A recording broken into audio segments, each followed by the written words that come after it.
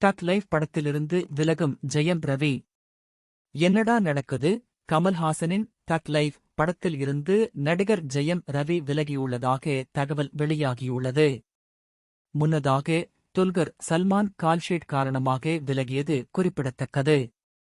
நடிகர் கமல்ஹாசன் இயக்குனர் மணி ரத்னத்துடன் நாயகன் படத்துக்குப் பின் 34 ஆண்டுகளுக்குப் பிறகு தக் லைஃப் என்ற ஆக்ஷன் படத்தில் மீண்டும் இணைந்து உள்ளார். இப்படத்தில் கமல்ஹாசன், த்ரிஷா, ஜெயம் ரவி, நாசர், அபிராமி, கௌதம் கார்த்திக், ஜோர்ஜ் ஜார்ஜ், ஐஸ்வர்யா லட்சுமி நடித்து உள்ளனர். இப்படத்திற்கு ஏ.ஆர். ரஹ்மான் இசையமைத்து உள்ளார்கள். இப்படத்தை Raj Kamal films international, Madras talkies மற்றும் ரெட் ஜெயண்ட் மூவிஸ் ஆகியவை கூட்டாக தயாரிக்கின்றன.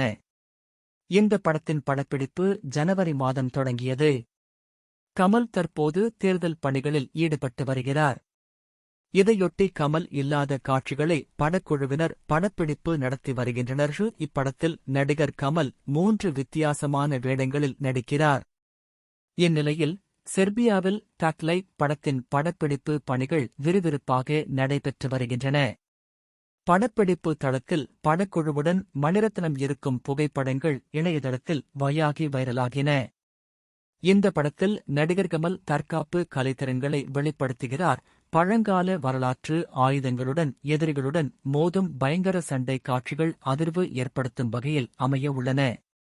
இந்நிலையில் பாலிவுட் நடிகர் துல்கர் சல்மான் இப்படத்தில் இருந்து கடந்த மாதம் விலகினார்.